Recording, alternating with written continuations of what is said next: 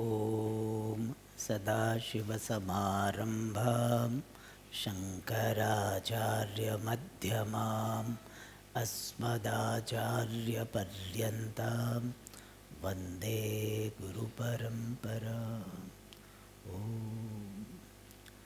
ॐ वाङ्मे मनसि प्रतिष्ठिता मनो मे वाचि प्रतिष्ठितम् आविराविर्म एधि वेदस्य मआणीस्थः श्रुतं मे मा प्रहासीः अनेनाधीतेन अहोरात्रान् अनुसन्दधामि ऋतं वदिष्यामि सत्यं वदिष्यामि तन्मामवतु तद्वक्तारमवतु अवतु माम् अवतु वक्तारमवतु वक्तारम्।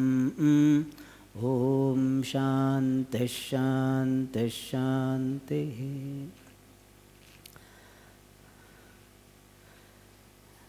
This morning we saw what is Veda, various division of Vedas. One division is Karma Kanda and Gnana Kanda, where Gnana Kanda is called Upanishad. There are so many Upanishads, 10 of them are considered to be important ones, commented upon by Shankaracharya ji. One of them is Aitareya Upanishad, which has got a Shanti Patha, Vangme Manasi Pratishtita. We saw the meaning.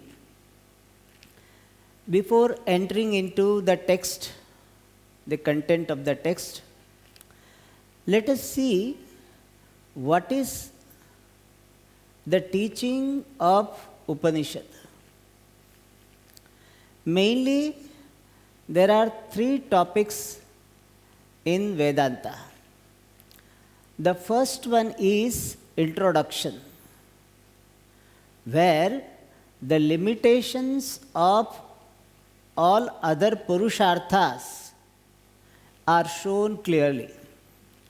Pariksha lokan karmachitan nirvedamayat nasti akritah kritena.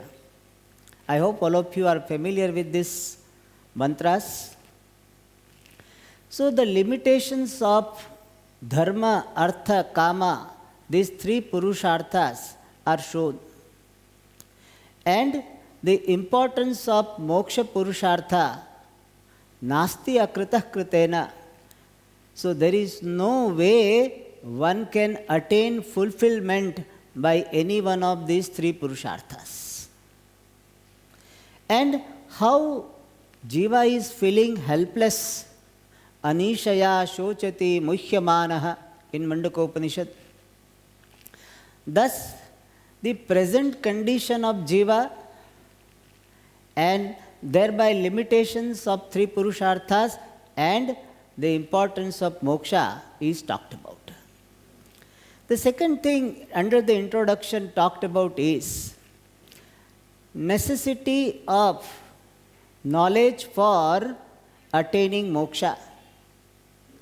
Nanyah pantha vidyate ayanaya. There is no other path. In Shvetashvatar, anyah panthaha na vidyate.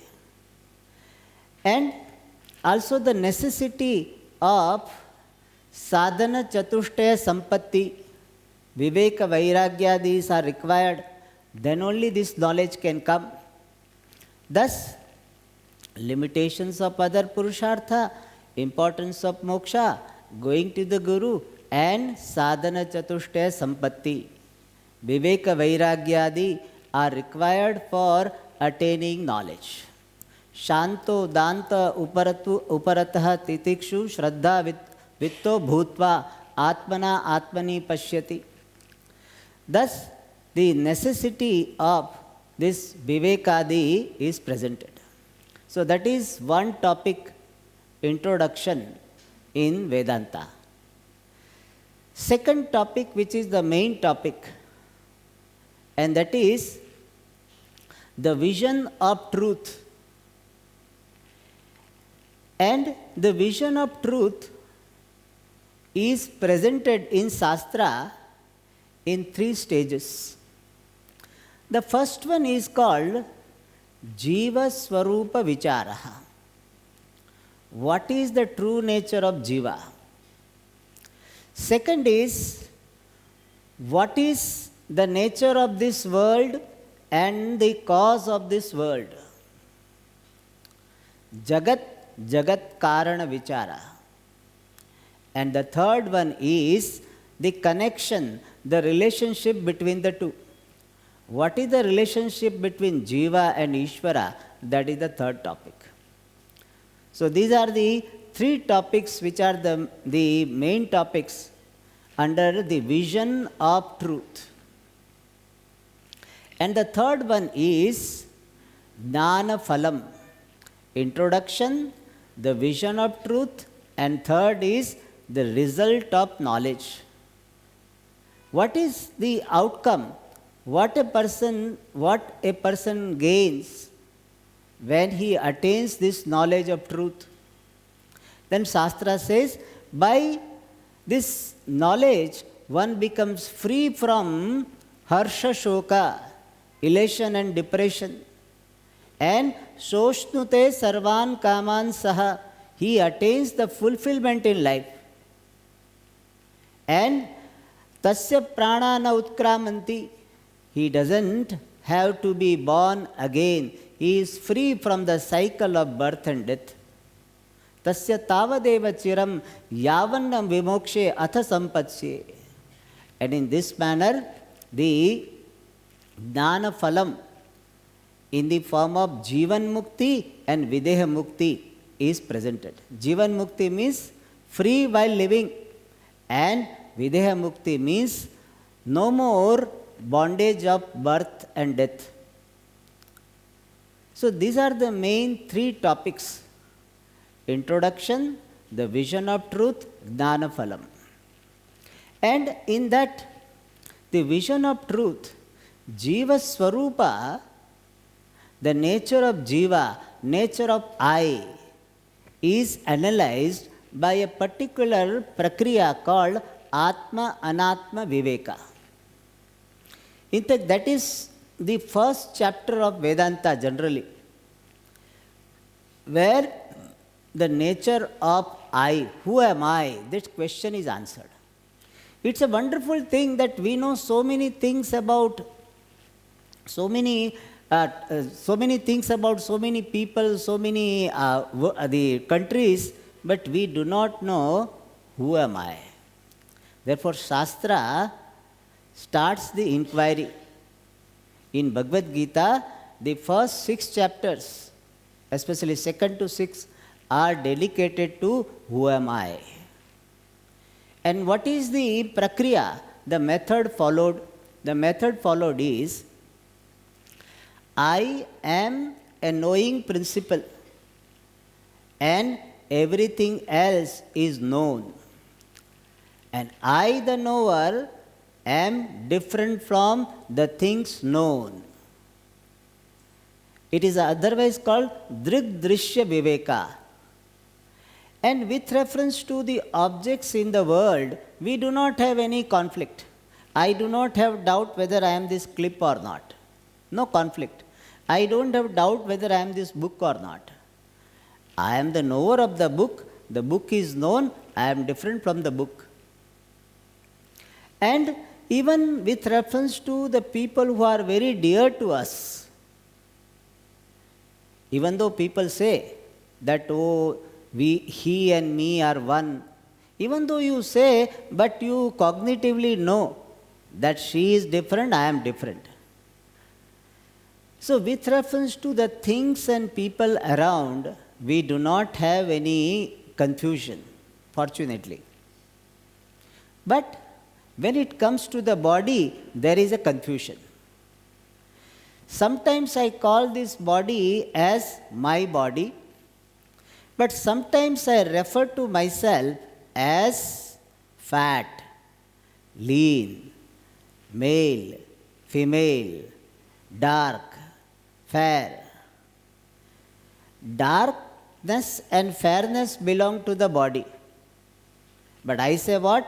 I am dark, I am fair, I am fat. So, the attributes of the body I transfer on myself. This is the confusion. And Shastra resolves this confusion by saying, Idam shariram kaunteya kshetramityabhidhiyate. In fact, this is the first lesson of Vedanta, and most of the people do not go further. In terms of assimilation, this is the first lesson. What? I am aware of this body. Body is a field for experience.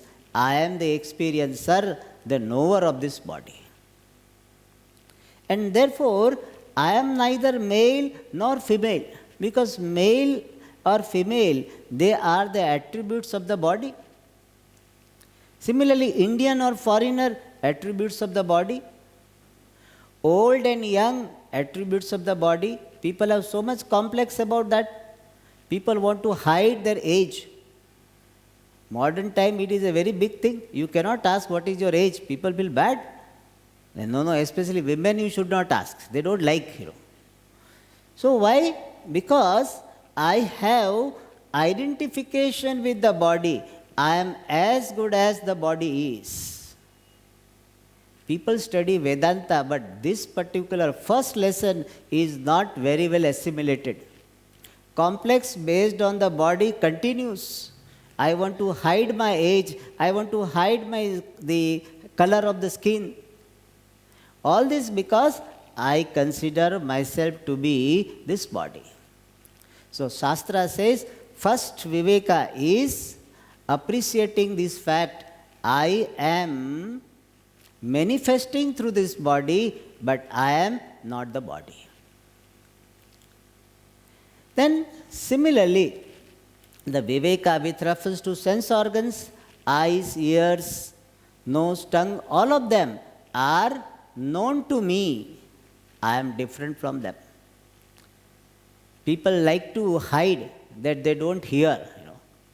So hearing aid people don't put. Why? People will, it will look very bad, and people will think I am a very old person. Complex based on the organs, complex based on the glasses. They try to hide it. And so by wearing contact lens. Why? Because people should know that I have got glasses. Complex. Shastra says you are aware of them. You are different from them. And when you have got this knowledge that you are different from them, then you are objective about them. You take care of the body. It is not that I am not the body, therefore I am careless about the body. When I know I am different from the body, it does not lead to carelessness. It leads to objectivity. Objectivity means what? I see the body as it is without any complex. That is called objectivity. So my wisdom about this Deha Atma Viveka gives me lot of objectivity, freedom from complexes. Similarly, objectivity with reference to the sense organs. And the third one is mind. People have so much complex based on the condition of the mind. They say, Swamiji, my mind is so restless, so restless. In most of the satsanga, when we ask them to, please ask question, one of the question is this, Swamiji, my mind is so restless, how to control the mind? So it has become a big business. You give the technique, how to control the mind. Whereas Vedanta says, yes, mastery over the mind is useful, but don't make a judgment about yourself based on the condition of the mind. Why? You are aware of the mind, you are different from the mind. This is a great objectivity one can have, where I do not judge myself based on the conditions of the mind. Mind is dull, I am the knower of the dull mind.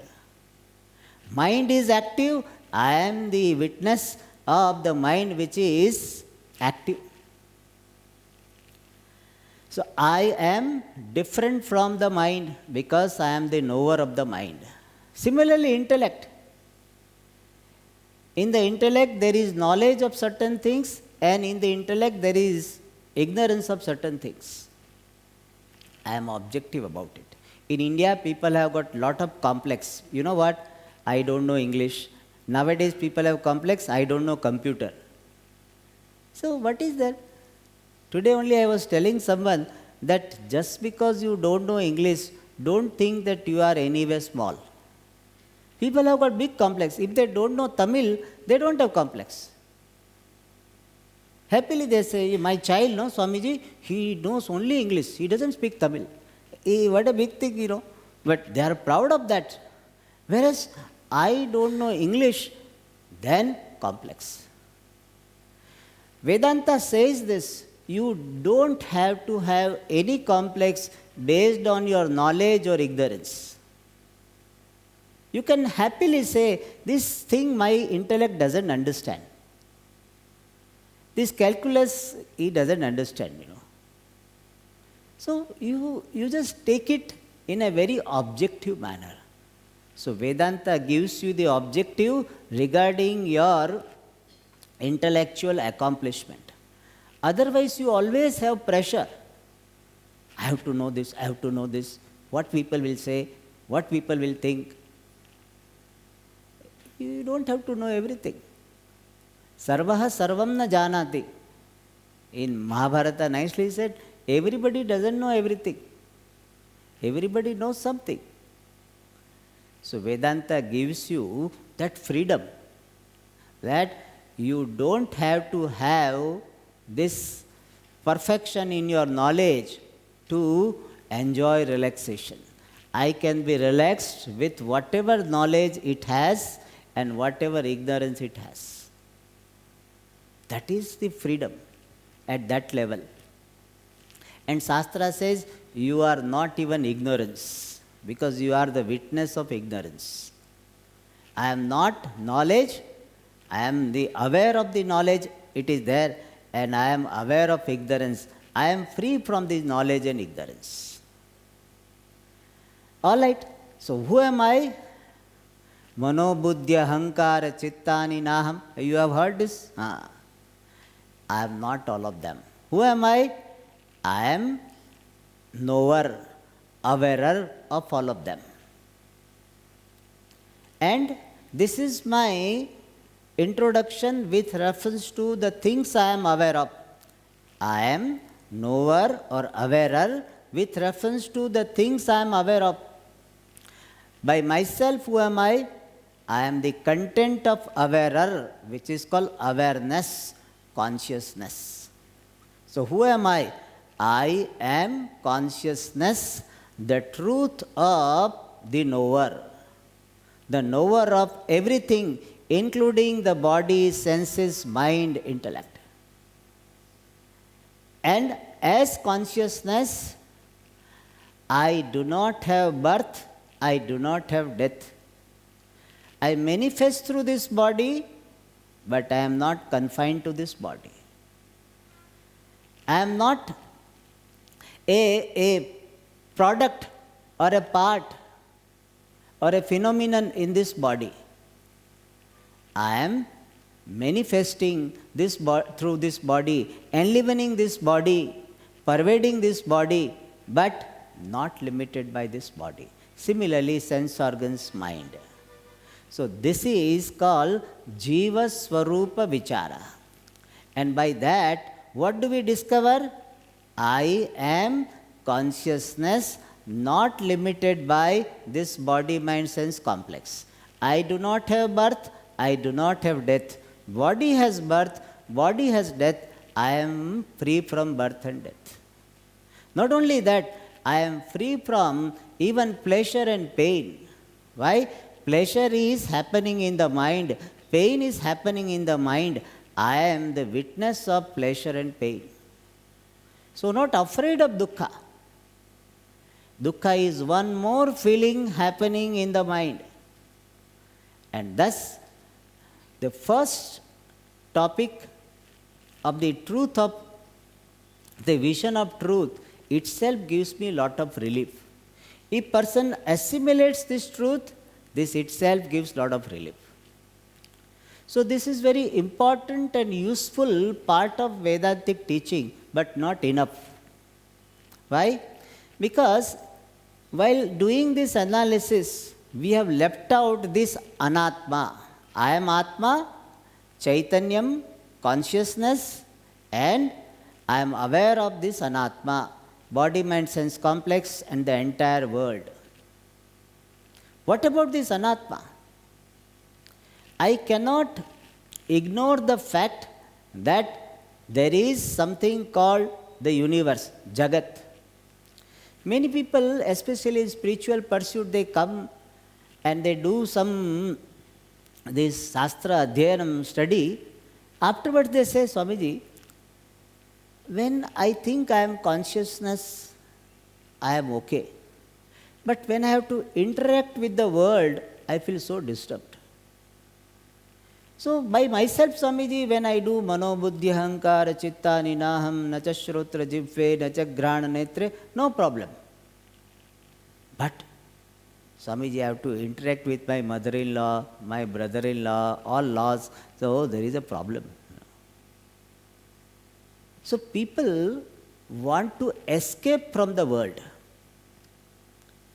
by saying that just I am consciousness and this world I don't want to think about. So Vedanta says you have to account for this world. In your understanding of the truth, nothing should be excluded. Your understanding should be all comprehensive. Then only it is right understanding. Because truth is all encompassing. You cannot exclude anything. If you exclude anything, that will become a problem for you. Anything you try to exclude, try to run away from, that will bother you again and again. Therefore, Vedanta wants to give the encompassing, all comprehensive vision. And therefore, Vedanta goes to the next stage of teaching, where what is this Jagat? What is the cause of this world? That particular topic is discussed. And Shastra first says this, that this Jagat is intelligently put together. It is effect, it is a product. And every product must have a cause. And what is the cause of this world? We have to give some word, and therefore Shastra gives this word, and that is Brahma, Ishvara. So this world is an effect because of being intelligently put together, and it has got the cause. So Shastra introduces this world as the effect and Brahman as the cause. And since Brahman is the cause, what type of cause we'll ask? Because there are two types of cause. One is called intelligent cause, other is called material cause. And Shastra says this Brahman is both intelligent cause, like a pot maker is the intelligent cause for the pots. Similarly, Ishvara is intelligent cause for the entire world. What about the material cause like clay for the pots? Ishvara is the material cause and material cause as well. And how is it possible? Generally, intelligent cause and the material cause are different. Pot maker is different, who is intelligent cause, and clay is different, which is material cause. For that, Shastra gives the example of spider. Spider is the material cause for the web and also the intelligent cause for the web. Material and intelligent cause are in one spider. Yathoda nabis srijate grinnate cha. And thus, Shastra presents this whole world as in effect having Ishvara as material and efficient cause, abhinna nimitta upadana karanam. And Shastra also derives the corollary of this fact. One is the effect cannot be separate from the cause. The cause pervades the effects. Like clay pervades all the pots, gold pervades all the ornaments, wood pervades all the furniture. Similarly, Ishvara being the cause pervades the entire world. Now question is that how do I see that Ishvara pervades the world? I don't see, I see the book only, I see the clip, I see the clock. I am not seeing Ishvara pervading. If Ishvara is the material cause of this world, it should pervade. I should be able to see. I am able to see clay pervading the pots. But I am not able to see Ishvara pervading this world. How do I appreciate Ishvara pervades the world? There are two ways. One is you can appreciate Ishvara as order. As somebody said, the Rutam word has got the meaning order also. So order is Ishvara. Achha, what is this order? Because we generally think order means instruction. I got the order from the higher ups. So here order has a different meaning. In Sanskrit there is a word niyati. Order means this set of laws, harmony, because of which things are the way they are. This clip is clip because of order. Your body is the way it is because of order. If I drop this clip, it falls down. This is order. If I eat, food goes down. Order. When I eat, it is digested. It is order. Digested food is converted into nutrients. Order. Nutrients are nourishing the body. Order. And if a person has a particular background in his childhood, suppose he was very much hurt, then in his later age, that person will have anger towards the world, anger toward the people around. This is order, psychological order. If I have been cheated by the world, in my perception, then I will be very suspicious. This is order. If I have been hurt by others, I will have tendency to hurt others. This is order. Which is Swamiji used to say, hurt will hurt. Hurt has got, all three forms are same. Hurt, hurt, hurt. So if a person is hurt, he or she will have tendency to hurt others. So my behavior is in order. When I am talking now, you are able to hear. That is order. Because of order, you are able to hear. And if you are understanding, that understanding is happening because of order. But some people understanding doesn't happen. That also is in order. Mattas pratirgnanam apohanam cha. Many things you remember, that is in order. Many things you forget, that also is in order. Every day we offload certain memory. That is what is the order is. Everything, whatever we have experienced, we don't remember. If I ask you that 10 years ago on the 5th April, which sabji you had eaten, which dal you had eaten, you don't remember. Don't have to remember. So your forgetting also is in order. Your remembering is in order. Your feeling sad about certain happening in the past, that also is in order. You are feeling inferior, that also is in order. You are feeling superior, that also is in order. So, if you understand Ishvara as order, you will see nothing is out of order. Nothing is out of order. And how do we say that Ishvara is order? Because order implies knowledge. Order is a set of laws, and all laws are manifestation of knowledge. And Ishvara being all knowledge, it is expressed in the form of various orders. There is an order of karma. When you do a right action, it is rewarded. When you do a wrong action, it is punished. Order. Thus, Ishvara can be appreciated as order pervading everything. My hand is moving up and down, it is in order. I am able to speak, it is in order. Because for speaking, so many parts of the body have to be involved in a particular manner. And so every moment you can appreciate Ishvara as order. Night 12 o'clock you are not getting sleep, your not getting sleep also is in order. And during the class you are getting sleep, that also is in order. Everything is order.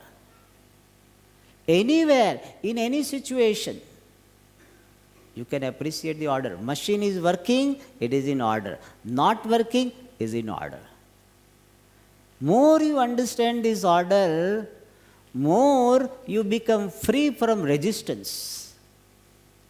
And Pujya Swamiji very nicely used to say, appreciating the order and giving up my resistance is called surrender to Ishvara. That is surrender. Appreciating the order in everything that is happening and giving up my resistance, that is called surrender to Ishvara. People ask this question, Swamiji, how to surrender to Ishvara? This is surrender. You don't resist the fact. This does not mean that you don't act upon a situation. Resistance is a reaction, whereas working upon the situation to improve it, it is an action. Action is not harmful. Action is not samsara. Reaction is samsara. Reaction binds you. Action doesn't bind you. And more order you appreciate, then you are free from this reaction called resistance. You know how our resistance is expressed? You say, why me? It should not happen to me. This disease came to me. Why me? This is resistance. And when you understand the order, you are free from this resistance. So one way, very beautiful way of appreciating Ishvara is order. You appreciate order as manifestation of Ishvara, then you are relatively free from this bondage of samsara. It is called niyati.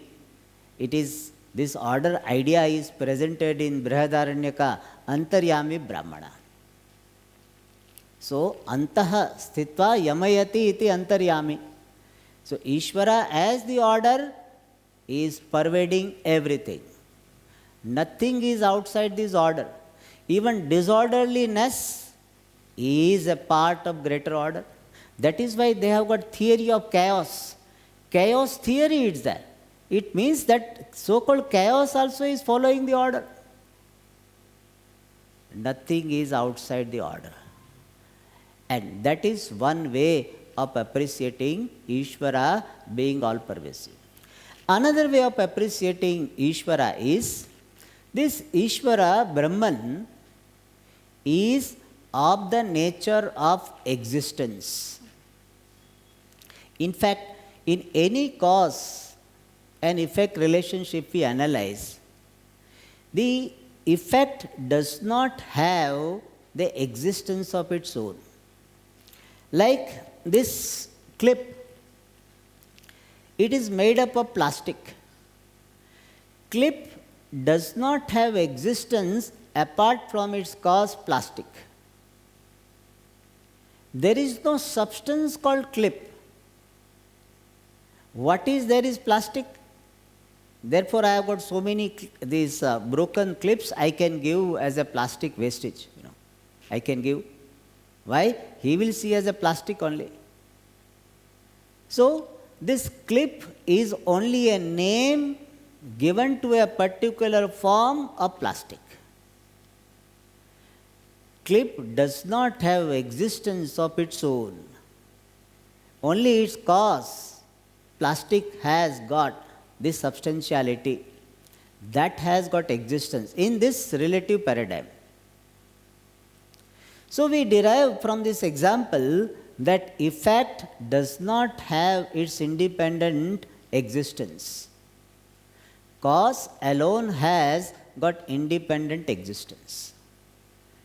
And therefore, effect is dependently existing, cause alone independently existing. Cause is having independent existence, sat, whereas the effect is mithya. That which dependently exists is called mithya, unreal. Vacharambanam vikaro namadheyam. In Chandogya, it is said, all these vikara, all the products are only names having their beginning on your tongue. It is mithya, unreal. Cause, mrittika ityeva satyam, cause alone is real.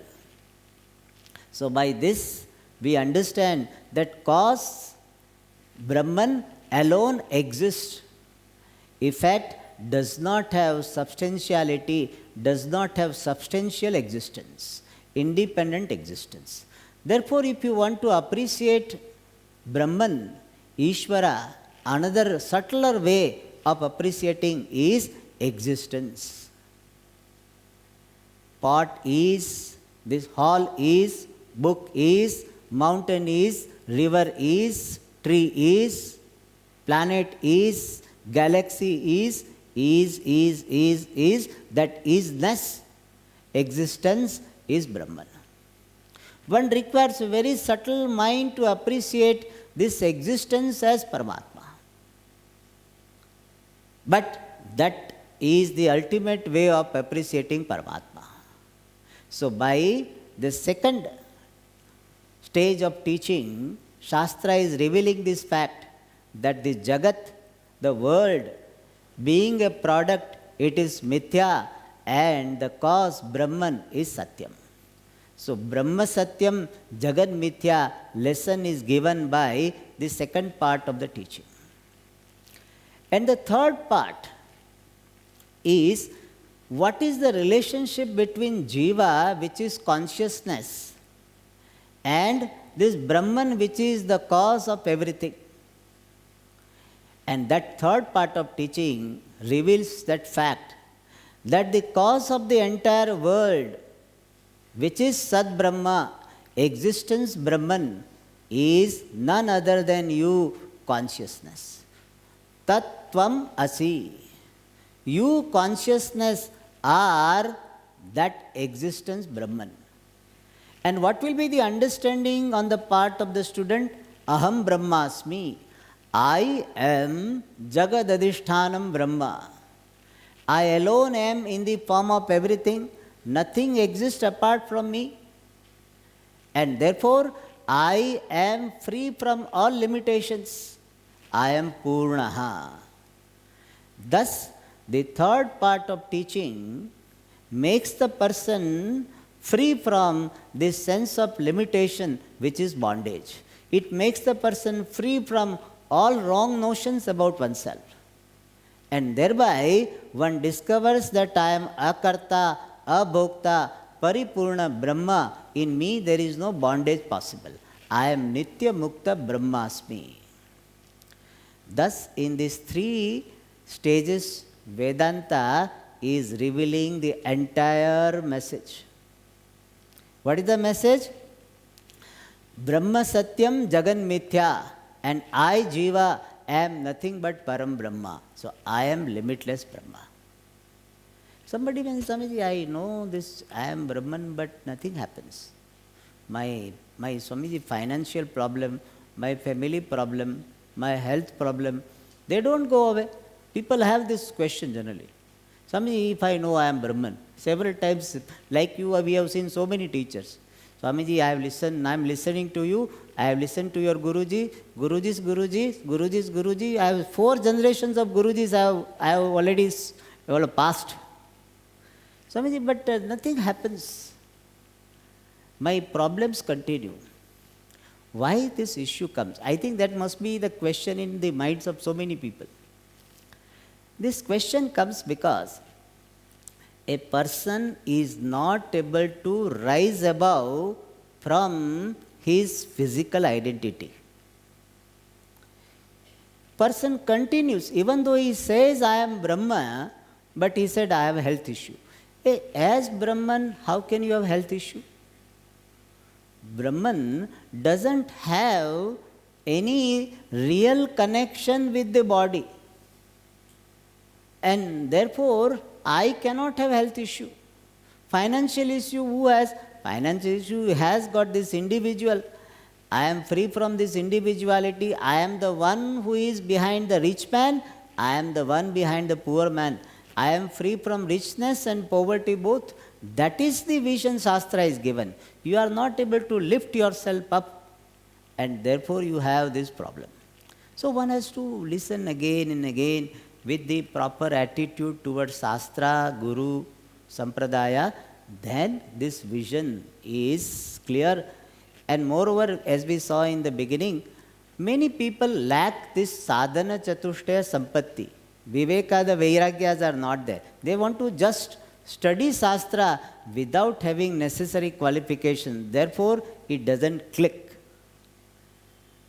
So, if you want Vedanta to click for you, you need to have what Vedanta expects from you. And what Shastra expects? Sufficient Viveka, sufficient Vairagya, sufficient Shamadamadi and Mumukshutvam. We don't say 100%. We don't say 100% Vairagya. 100% is not possible, not required. But sufficient. Like, for passing the exam, you don't require 100% marks. But some marks require 35, 50, whatever. So similarly, some minimum Viveka, Vairagya is there. Then this vision becomes clear.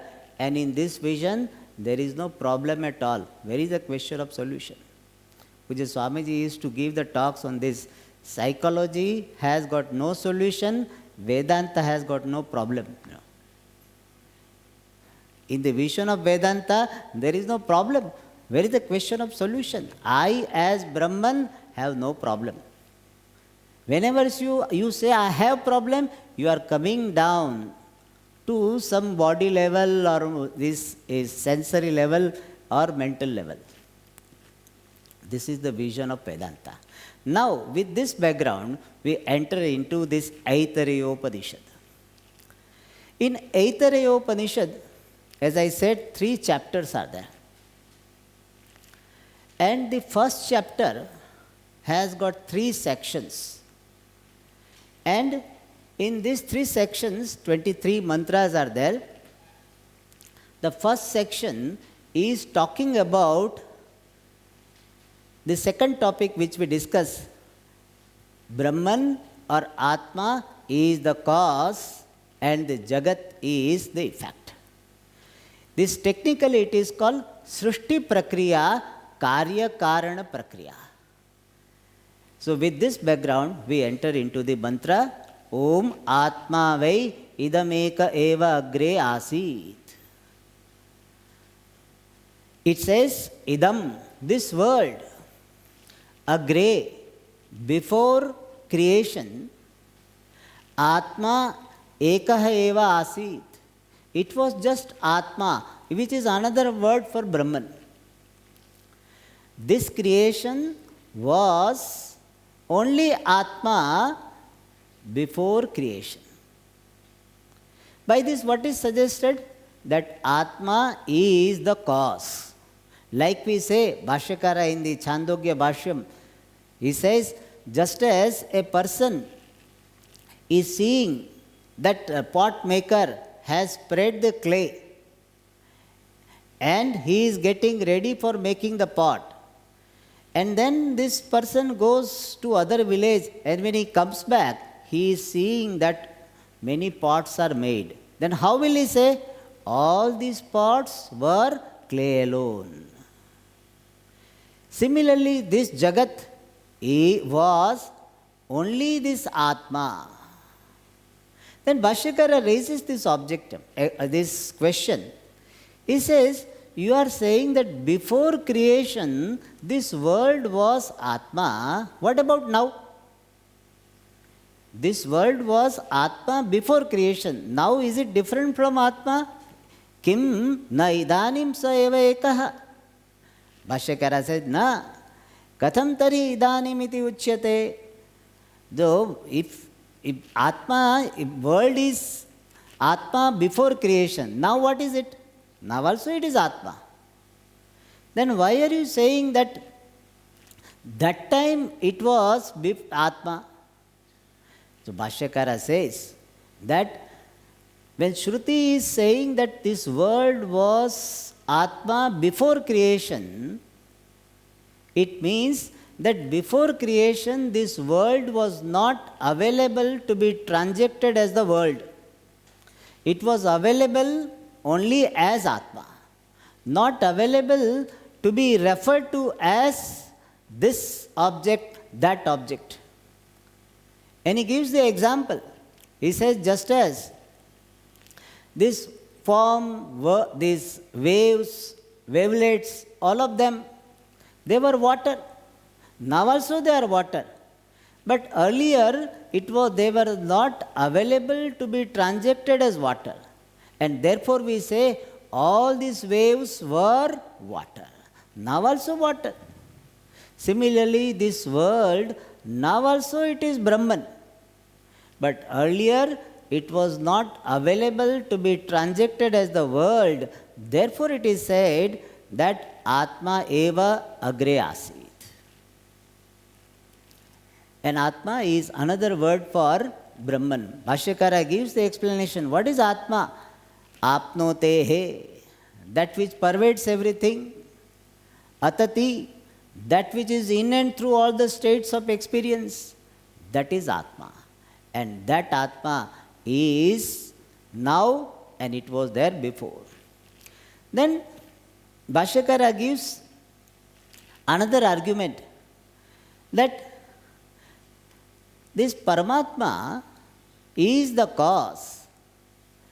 But for cause, any intelligent cause to create this world, it has to have the material. Like a carpenter creates the furniture, makes furniture, but it should have the wood. He should have some wood, some material, steel, wood, whatever furniture he is making up. So similarly, what is the material for Paramatma to create this world? For that, Bhagavan Bhashyakara nicely gives two views. Since all of you are having some background of Vedanta, therefore I thought I will share with you. Generally we don't talk about this. But since you are little advanced students, so Bhashyakara presents two views. One is called Parinami Karanavada, other is called Vivarta Karanavada. First answer Bhashyakara gives that Paramatma is having this Avyakta Nama Rupa as non-separate from oneself. So what is the raw material for Paramatma to create this world? This unmanifest name and form, which is otherwise called Maya. So Paramatma was having Maya along with himself, and out of that Maya, Paramatma creates this world. And Maya with Paramatma is called Ishvaraha. So Ishvara creates this world out of his potential called Maya. So Maya, which is unmanifest name and form, gets converted into manifest name and form, which is called this world. So Avyakta Maya Jagad Rupena Parivartate. And that Maya is non-separate from Paramatma, and therefore it is said Paramatma is the cause. This is called Parinami Karanavada because Maya is a Parinami undergoing a modification. It was Avyakta and now becomes Vyakta. It's called Parinami Karanavada. Maya is a Parinami Upadana Karanam. Another view presented is that Paramatma is a Vivarta Karanam. Vivarta Karanam is it is the cause for appearance. Paramatma, Ishvara does not become the world. Paramatma appears as this world. Like the rope appears as the snake, like the shell appears as the silver. Similarly, Paramatma appears as this world. And when we look upon Paramatma as the one who is appearing as this world, then Paramatma is said to be Vivarta Karanam. Rajvam Bhujangama iva pratibhasitam vai. In Pratasmarami, this idea is very beautifully presented. So, answering to the question that what was the material for Paramatma, Bhashyakara says Paramatma doesn't require any external material, just as you do not require any external material to project your dream world. You don't require some cement from Ramco for creating the buildings in your dream world. No cement required, no steel required. By your own power, you create the whole world. Or Bhashyakara gives other example. Mayavi, magician, doesn't require any external material to project things. Similarly, Paramatma being Vivarta Karanam, the cause for this appearance, which is this world, doesn't require any external cause. And thus, Paramatma is the Abhinna Nimitta Upadana Karanam. It is an intelligent and material cause both. Na anyat kinchana mishat. Nothing else was there which was blinking. Means no living being was there, only Paramatma was there with his Maya Shakti. And that Paramatma sa ikshata. That Paramatma deliberated, visualized this creation. By sa ikshata, Paramatma is a nimitta karanam. That idea also is given. Atma eva idamagra asit. By that, there is a material cause that is suggested, and ikshata suggests that it is efficient cause as well. Because deliberation happens in the maker, the intelligent cause. So, ikshata. And what was his deliberation or visualization? Lokan srujai iti. Let me create. Lokannu, indeed. Nu means indeed. Lokannu srujai. Sruja is there, it should be srujai. May I create this lokas. And by this statement, what is suggested is, this creation is not a random creation. There is a deliberation on the part of Ishvara to create this world. Therefore, Bhashyakara here he writes that prani karma phalasthana bhutan lokan srujata. May I create the world which will be the means for exhausting the punya papa of the jivas. Therefore, it is not a random creation. This creation which Bhagavan does is in keeping with the punya papa, the karma of the jivas. And where did this jiva got punya papa? In the previous cycle of creation. So this time creation is based on the punya papa of jivas. When did they get? Previous cycle of creation. Previous creation was based on that, based on the previous to previous creation punya papa. Now question will come, when was the first creation, Swamiji? And how was the first creation made? Because now you cannot say first creation was made based on punya papa, because there was no punya papa. Punya papa are always collected from the previous creation, and we are asking about the first creation. So how the first world was made? This world was made based on the previous cycle of creation. Previous was based on previous to previous. When the first creation, how was it made? Our answer is, there is no first creation. People are a little bit frustrated, because they want to ask this, Swamiji, when did it start? I want to just pinpoint, you please pinpoint, where, how did it start? It is anadi. This cycle of creation is anadi. A given creation has got a beginning. But this creation was preceded by resolution, pralaya. Pralaya was preceded by this previous creation. It was preceded by previous creation. And thus, it is a beginningless cycle. In the pursuit of knowledge of Vedanta, this is one of the issues many people cannot resolve. And what is that? Swamiji, how come in Vedanta it is not written when the first creation was made? How was it made? I want to know that. And Vedanta keeps telling, it is beginningless. For some people, those who are very, very much keen to know the first creation, they are frustrated. But if they have got proper attitude to Shastra Pramanam and the Acharya Sampradaya, then they will understand that cycle did not have the beginning. In fact, if beginning was there for the creation, it will be a problem. As I said, you cannot justify, you cannot explain on what basis the first creation was made. And therefore, this creation does not, this cycle of creation does not have beginning. This present cycle has beginning, but the cycle of creation as such is beginningless. And Paramatma deliberated upon this world to be created based on the law of creation, based on the punya papa of the jivas. And by this expression, what is suggested is that this creation is deliberated. And it is a very useful thing to reconcile many conflicts in our mind.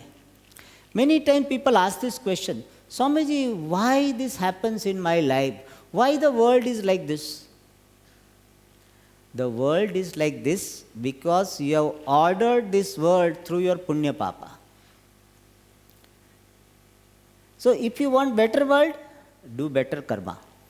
Our shastras are not fatalist. Shastra says, present is because of your past, but you have got the free will to do the karma to change your future. So you can do right action so that your future will be different, world will be different. But what has come to you is because of the punya papa.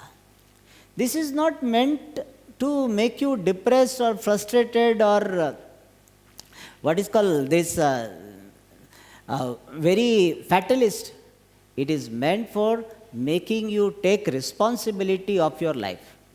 People think that Vedas, by talking about punya papa, making us very fatalist. So, Vedas are making you responsible. Take responsibility of your life. You have responsibility. You do right action, you will get better result. Rather blaming the situation, blaming people, take responsibility. That is a healthy way of living. Many people remain in the blame game. And we say, why am I like this? Because my brother did like this, my wife did like this, my husband did like this, therefore I am like this. Generally, we have tendency to blame others for our sadness. In fact, people say, Swamiji, he is making me angry. It's a wrong statement. Nobody can make you angry. If you have inner strength, nobody can make you angry. Don't blame others. You can say that, Swamiji, I have certain weakness and that person is taking advantage of my weakness, therefore I am getting angry. That is the correct statement. Instead of blaming others, you take responsibility. Nobody can make you angry if you are strong. Nobody can make you sad if you are strong. People say, Swamiji, he is all the time making me sad. Don't say this. It is a foolish way of thinking. It is a disempowering way of thinking. Empowering way of thinking is, I take responsibility of my life. And what is appropriate, I do it.